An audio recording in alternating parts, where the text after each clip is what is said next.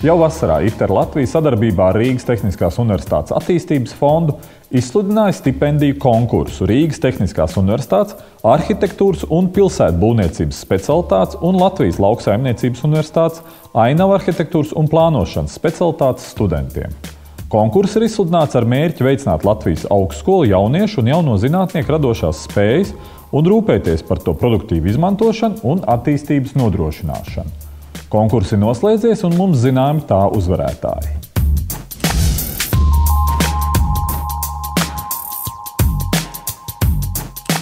Sākotnēji šī iniciatīva nāca tieši no ITER Latvijas puses. Mums ir liels prieks, ka pateicoties šim stipendiju konkursam, mums ir iespēja katru gadu sveikt 4 labākos Latvijas Lauksaimniecības un Rīgas Tehniskās Universitātes studentus, kas studē ainavu arhitektūru un pilsētu plānošanu. Mums ir vairākas programmas, kā atbalstīt studentus, zinātniekus, mācību spēkus. No viena no tām programmām tas ir, kad mēs atbalstām studentus. Un kopā pa šiem 16 gadiem mēs esam piešķīruši kaut kur jau 80 stipendijas. Tas nozīmē, ka būtībā 80 studenti, maģistri vai sāk bakalauri, pēc tam maģistri tiek apbalvoti par tiem konkrētiem darbiem, kuri viņi veikuši. Jauniešiem, kuri vēlējās pieteikties RTU ITER Latvija vai LLU ITER Latvijas stipendiju konkursiem, bija jāiesniedz savs darbs, kas bija saistīts ar kādu konkrētu projektu, kuru viņi studiju procesā ir veidojuši, vai arī viņu noslēguma darbs. Kompetenti žūrija, kas sastāv gan no arhitektūras speciālistiem un arhitektūras speciālistiem, kopā ar ITER pārstāvjiem vērtē, kuri tad būtu atbilstoši šie labākie konkursanti. Būtiska sastāvdaļa ir prezentācija klātienē, kur jaunieši pēc tam pastāsta, kas tad īsti ir iecerēts viņu šajos konkrētajos projektos. Cenšas parādīt, ka patiesībā šie projekti ir ne tikai tīri teorētiski, bet ir ar ļoti, ļoti lielu praktiskas devas piešķirts tādā veidā parādot, ka tās zināšanas, ko viņi iegūst universitātē, ir reāli pielietojams dzīvē. Arhitektūra tā nav matemātika, kur 2+2 ir 4. Šeit ir katra no tām lietām jāvērtē individuāli, katra konkrētā projekta kontekstā un to, kā viņš varbūt tās ietilpst plašāka mēroga perspektīvā attīstības. Tādēļ es gribētu teikt, ka šeit tas darba žūrijas komisijai ir īpaši būtisks un īpaši sarežģīts, jo viņiem ir jāizvērtē gan šis te projekts, gan viņa koncepts, tā kā tas nav tik vienkārši. Mums ir liels prieks, ka žūrijas komisija ir tikus galā arī šogad ar šo nozīmīgo pienākumu. Kas attiecas uz šo programmu, tam tuvu sirdī, tāpēc, ka tā studenti sakārto tomēr ar saviem darbiem vidi. Tā tomēr ir arhitektūra, vai ne? Tā ir tā varbūt redzamākā daļa, bet apakšā ir visa infrastruktūra. Un tas ir ļoti patīkami piedalīties gan darbu izskatīšanā, gan lēmumu pieņemšanā, pēc tam, protams, piedalīties svinīgajos pasākumos.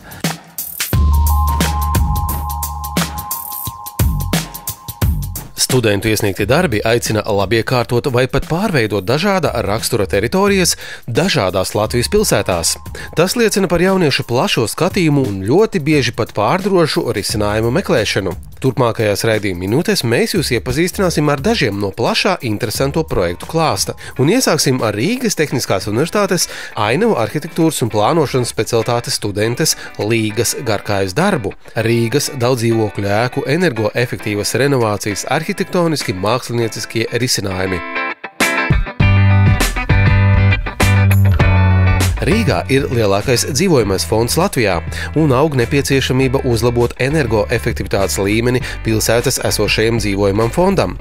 Būtiski padarīt iedzīvotājiem draudzīgāku šīm ēkām piesaistīto teritoriju, taču ēku energoefektivitātes uzlabošanas procesā nevienmēr tiek pievērsta uzmanība arhitektonisko kvalitāšu, kā arī renovējamo ēku arhitektoniskās vides konteksta saglabāšanai un uzlabošanai. Pētījuma gaitā atklājās, ka šobrīd pat Rīgas būvvaldē nav vairs tāda mākslinieka, kas izvērtētu šo krāsu salikumu kvalitāti. Līdz ar to tie risinājumi ir dažādi un diskutabli. Ēkas it kā ir tipveidi, bet viņām ir savs noteikts kārtojums. Un tagad pa vienai ēkai tiek renovētas.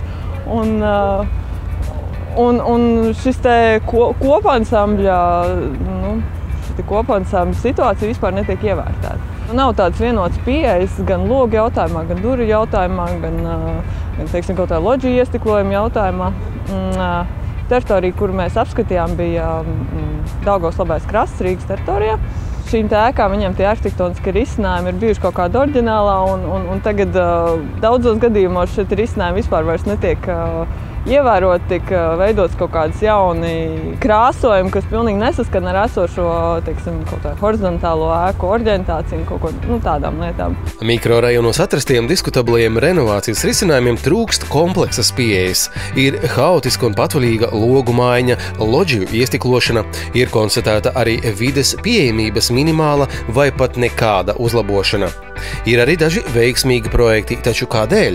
Jo to realizēšanā iesaistījās mazāks cilvēku skaits vai arī bija spēcīgi līderi no pasūtītāja puses. Būvvaldē tas cilvēks, kurš skaņo šīs ēkas, viņam vajadzētu arī viņas pieņemt eksploatācijā. Jo, arī runājot par šo ēku detalizāciju, tad projekta stadijā, tad tur atklājās tas, ka, piemēram, gāzes vadieva netiek vispār atspoguļot, un līdz ar to rezultātā cilvēki negrib skaņot atsevišķi ar gāzes. Cilvēkiem šīs gāzes konstrukcija pārbīdīšana, tad viņus tur atstāja. Un tad fasādēs parādās tādi jocīgi iegrauzumi, jo tur tas siltinājums tur netiek likts. Teiksim, cilvēks, kurš ir skaņojis to, viņš to visu arī redzētu un saprast, ka reku bija fasāde bez jebkādiem iegrauzumiem, un tad pēkšņi dzīvē viņi ir. Tas tāds viens piemērs. Otrs noteikti būtu arī studiju gaitā jāveicina, kaut kā jāuzdod uzdevums cilvēkiem risināt šo krāsu fasi ēku fasādēm, jo tas ir viens no reālas dzīves piemēriem, kas mums arī ir darba procesā jārisina pēc tam dzīvē. Un šobrīd tas tam krāsu risinājumam projektēšanas gaitā mācību procesā netiek liela uzmanība pievērsta. Lielmēroga dzīvojamā rajona ēkas viņas nekur nepazudīs. Viņas paliks un līdz ar to ar viņām kaut kas ir jārisina. Mikrorajona estētiskā nepietiekamība ir kopēja problēma daudzām pasaules valstīm. Līdz ar to šeit paveras darba lauks un meklējumu ceļš arī nākamajiem jaunajiem studentiem. Lolitai Hercogai stipendija tika piešķirta jau 2. gadu. Iepriekšējais projekts bija saistīts ar objektu Igaunijas pilsētā Tartu. Šajā gadā viņa pievērsās Ventspils zaļās struktūras, tilta dārza un sarkanmuižas pļavas sakārtošanas priekšlikumiem.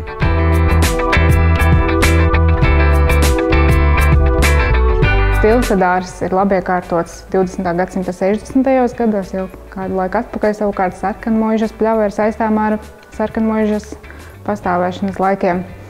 Un šī teritorija bija izaicinājums jaunam labiekārtojumam, jaunas funkcijas piešķiršanai šai teritorijai un arī domājām pilsētas kontekstā, kādas aktivitātes šeit varētu ieviest.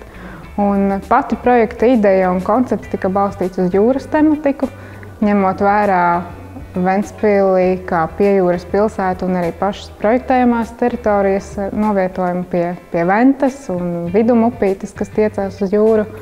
Un šī viļņotās līnijas akcenti tika izmantoti gan horizontālajā, gan vertikālajā plaknē un akcentējām Ventspils pozīciju Latvijā kā pilsēta uz viļņa un pilsēta, kas tiecās uz izaugsmi.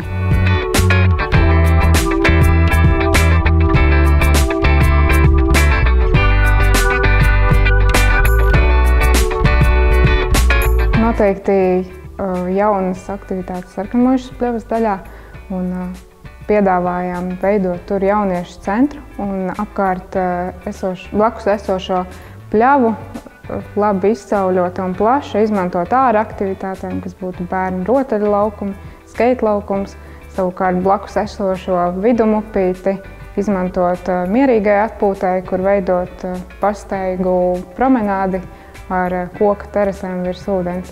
Savukārt tilta dārza teritorija pildītu vairāk aktīvas atpūtas funkciju, kur norisinātos tilta dārza svētki vai citi ventspilniekiem nozīmīgi pasākumi, arī šie piemiņas pasākumi padomju laikos izsūtītajiem ventspilniekiem. Un šajā vietā arī iespēja baudīt skatus, kas raksturīgi ostas pilsētai, arī veidojot promenādi gar Ventas upi. Katra studenta pieteikums noteikti ļāva paskatīties arī pieredzējušākiem arhitektiem uz it kā pierastām lietām un zināmām teritorijām, kā teikt, ar svaigu aci. Anna Katlapa konkursam iesniedza pieteikumu Pārlielupes industriālās ainavas attīstībai Jelgavā. Pētījuma rezultātā es uzzināju, ka industriālā ainava ir diezgan attīstīta Jelgavā, bet tajā pašā laikā tā ir kļuvusi pamesta. Un tās izvietojums Pārlielupē sadala tās teritoriju divās daļās. Viena no tām ir vairāk attīstīta, otra mazāk. Un tad es arī tālāk pētīju to mazāk attīstītu un skatījos, kā es to varu pārveidot un izveidot pilsētas iedzīvotājiem kā patīkamāku vidi un vairāk pieejamāku. Priekšlikuma pamatā bija izmantot vecās struktūras, bet iedot viņiem jaunu dzīvi, atvērt robežas un ielaist cilvēkus teritorijā, lai viņi spētu baudīt Lielupas skatus un ainavu. Jaunajā teritorijā piedāvāja 3 augu struktūras, kas ir jauna mežmalka savienota un atjaunotu biokoridoru, kas būtu izveidojies Langerveltes mežam saplūstot ar Lielupas piekrastes veģetāciju, kā arī publiskajā zonā piedāvāja 3 dažādas koku augu grupas, kas mainītu savu izskatu gada garumā. Kā arī trešā grupa ir plaši ziemciešu stādījumi, pītūdolfa stilā, graudzāļu un ziemciešu maisījumi, kas arī būtu ļoti dekoratīvi gan no agrā pavasara līdz vēlam rudenim. Katrs jaunais students apzinās, ka projektu realizācija dabā ir komplekss pasākums, ka nepietiek tikai veidot 3D gaisa pilis datorā, bet ir daudz problēmu jāatrisina arī sagatavošanās posmā. Lai virzītu šo priekšlikumu uz priekšu, ir jābūt lielām sarunām gan ar pašvaldību, gan ar īpašniekiem, gan ar pašiem iedzīvotājiem, kas var mērķa auditoriju, kas apmeklē šo teritoriju.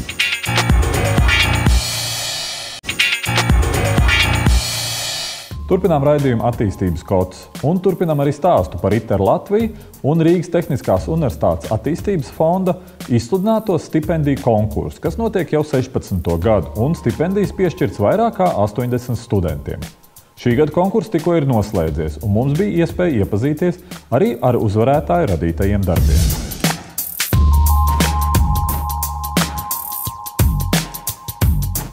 Galvenais katrai valstī ir skola, pēc tam augstskola un zinātne.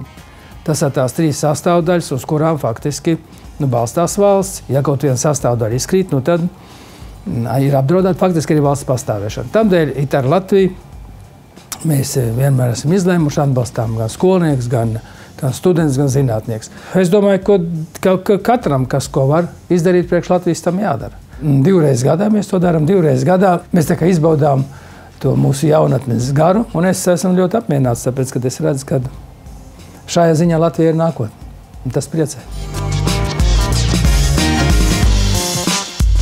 Daudz viet Latvijā vēsturiskās celtnes pilsētas teritorijas spiestas dalīt ar dažādos laikos būvētām veiksmīgām un mazāk veiksmīgām celtnēm. Pilsētas ainavā tas rada nepārāk baudām eklektiku, un tāda noteikti ir Valdekas pils un tās apkārtne Jelgavā. Kādu mēs to redzam šodien, tā izveidojas jau neatkarīgās Latvijas laikā, kad Pārlielupes ainava telpa no iecienītām un populārām pastaigu un atpūtas vietām ir transformējusies par blīvi apbūvētu teritoriju Jelgavas pilsētas robežu paplašināšanas rezultātā. Risinājumu šai problēmai meklēja Artūrs Mengots, izstrādājot projektu universitātes kompleksa Valdeka ainava. Projekta viens no lielākajiem mērķiem bija rast šai vietai jaunu identitāti. Tas ir vieta, kur students grib atrasties, un vieta zinātnei, tehnoloģijai, kultūrai, kā arī izglītībai. Tādējādi liels uzsvars likts funkcionalitātei, sakārtotas teritorijas zonas.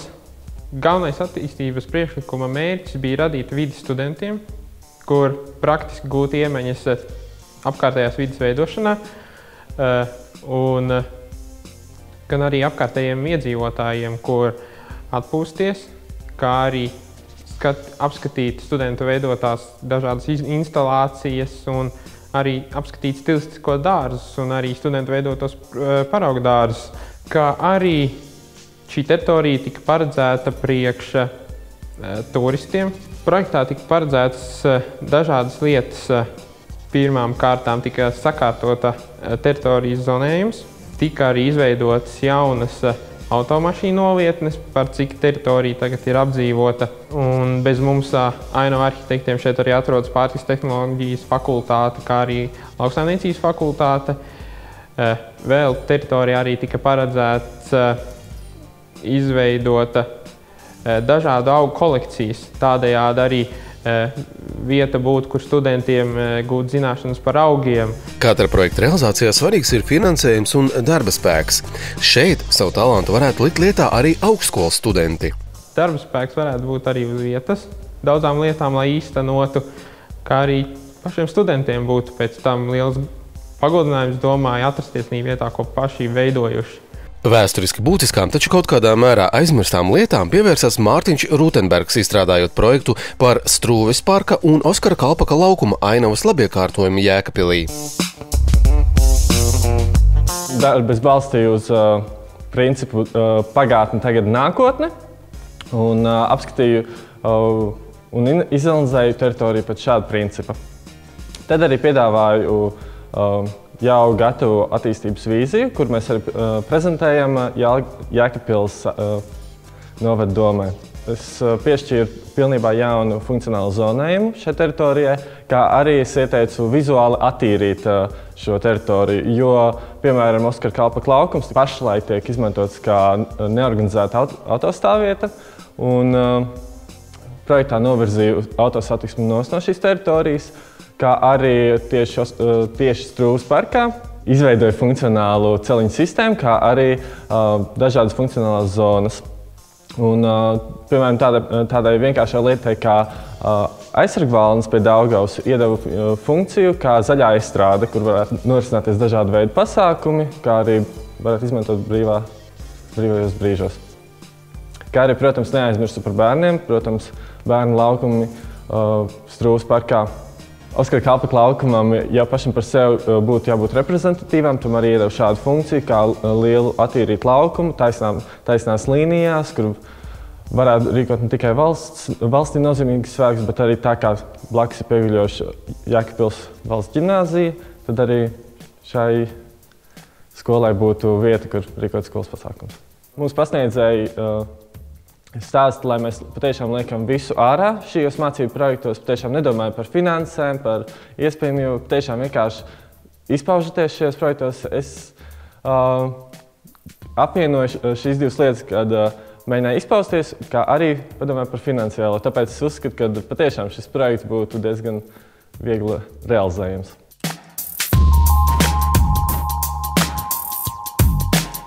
Otro reizi jau man tas gods ir tikt pie šīs stipendijas. Tāda zinu, cik ļoti daudz tas stimulē to darbu darīt, un arī studentam ļauj gūt gandarījumu par to, ko ir darījis, un arī turpināt darīt to visu, ko ir iesācis. Šī bija pirmā reize, kas tiešām pieteicos šitai stipendijai, un prieks, ka es to arī izdarīju. Pats lielākais dzinums bija tas, ka tur bija jāpiesakās ar savu veidot darbu, un tas man tā kā iedeva iekšēji dzinuli, kad es gribu sev pierādīt, un uzrakstīju, aizsūtīju un dabūju stipendiju. Jaunam cilvēkam jābūt pārliecinātam par to, ka viņš visu var. Tas ir pats galvenais. Ja viņam ir apziņa, ka viņš visu var, tad viņš vispār nepanāks. Un to es arī gribētu novēlēt, lai studenti, bakalaura maģis saprot, ja viņš ķerās pie kaut kāda darba, lai viņam nenolaižās rokas. Viņam liekas sākumā ļoti sarežģīti, ļoti grūti, ļoti neaizsniedzami. Bet, ja tu pieeji ar apziņu, ka tu visu proti, vari un izdarīsi, tad veiksme arī būs tavā pusē. 12. novembrī Dundagas novadā darba vizītē viesojās valsts prezidents Raimonds Vējons. Apmeklējuma laikā prezidents iepazinās ar tālākā Ziemeļkurzemes novada attīstības tendencēm, kā arī ar lībiešu kultūrvēsturiskā mantojuma saglabāšanas iespējām. Iepriekšējās Latvijas prezidentu vizītes šajā pusē ir bijušas 1936. gadā, kad šeit viesojās Kārlis Ulmanis, un pirms 17 gadiem Dundagas baznīcas 330. jubilejas gadā šeit viesojās Guntis Ulmanis. Raimonds Vējons savas vizītes laikā tikās ar iedzīvotājiem, kā arī apmeklēja vairākas ražotnes novadā. Ir jāuzticās pašvaldībām, lai pašvaldības, lai cik viņas arī lielas būtu, tur dzīvo cilvēki, kas mēģina uzturēt dzīvību ciemos, mēģina veidot ģimenes, uzturēt uzņēmēju darbību. Pamats tajās novados ir mazā vidēja uzņēmēju darbība. Un tas ir tas, ko mēs arī gribējām parādīt prezidentam, ka šīs darba vietas un šī iespējas varbūt arī nākotnē atgriezt savus ļaudis būtu pats galvenais un svarīgākais mums. 12. novembra vizītes Dundagas novadā laikā valsts prezidents apmeklēja Pāces vilnas fabriku, kas ir vienīgā ražotne Latvijā, kur veic pilnu vilnas pārstrādes procesu, izmantojot senas ražošanas iekārtas un dabīgās krāsvielas. Pāces vilnas fabrika ir ģimenes uzņēmums, kuru patreizējais vadītājs ir pārņēmis no tēva tieši krīzes gados, un jāatzīst, ka tā bija liela uzņēmība un risks. Jāuzsver, ka fabrikas iekārtas ir uzstādītas pirms vairāk kā 100 gadiem un vēl joprojām strādā. Visu uzņēmumu vēsture ir sākusies jau no 1896. gada. Sākumā šeit bija dzirnavas, ražoja elektrību, ražoja vadmalas, mala miltus, un pamazām tas viss ap 1920. gadu jau nonāca līdz dzīves ražošanai un tā tālāk. Padomju laikos bija sadzīves pakalpojumi, un pēc tam jau pārgājām uz tīro vilnas ražošanu. Aitu vilna viņi ne tikai dod siltumu. Ja pareizi viņi tiek uzražot un saglabāts lanolīns, viņi dod arī vēsumu. Mūsu fabrikā ir 3 pamatprincipi, pie kā es pieturos kā uzņēmuma vadītājs. Pirmais ir strādāt ar Latvijas vilnu, otrais vilnas mazgāšanas procesā neizmantot ķīmijas. Tiek izmantots tikai tīrs ūdens un sāls. Un trešais jau ir krāsvielas, kas mums nāk atsevišķi no Šveices, Anglijas, no Vācijas, kur ir pazeminātais ķīmiskais sastāvs līdz minimumam, kas nesasniedz pat 1% no 100. Dins Derkevics šajā uzņēmumā strādā kopā ar sievu. Derkevica kungs vairāk atbild par vilnu un zijām, bet kundze par šūto produkciju. Tas tieši, manuprāt, Latvijai ir nepieciešams stipras ģimenes, stipras dzimtas, jo no paudzes paudzē nododot biznesus, nododot tās zināšanas, kas mums ir, mēs jau padarām sevi stiprāku. Eksportējam mēs ļoti daudz un uz dažādām valstīm. Tās ir ne tikai Eiropas Savienības valsts, tā ir Japāna, ir Padomju Savienības bijušās valstis. Manuprāt, šis ir ļoti labs piemērs, kā piesaistot vietējos Latvijas resursus, radīt tiešām ar mīlestību radītus produktus. Patiesībā te ir visa Latvija, un tā ir daļa no mums, jums. Jebkurš produkts, ko mēs izstrādājam, mēs viņu izstrādājam ar sirdi. Visā tādā tiek ieguldīts milzīgs darbs un paša tā apziņa un sirdslieta. Un es domāju, ka jebkurš produkts, ko mēs pamazām ražosim un centīsimies uz priekšu ražot, viņš noteiktā savā laikā gūs popularitāti. Segu un spilvenu šūšana ir jaunākā darbības sfēra, taču uzņēmuma vadība nedomā pie tā apstāties. Pācē ražotā dzija ražota no 100% Latvijas aitu vilnas, nejaukta dabīgajos toņos, un tā ir dabīga un ekoloģiski tīra. Unikālo ražošanas procesu visi interesanti tiek aicināti apskatīt arī klātienē, it īpaši tiek gaidīti ekskursiju pieteikumi no skolām. Paldies, ka šodien skatījāties mūsu raidījumu. Tiekamies atkal pēc nedēļas. Lai jums veicas!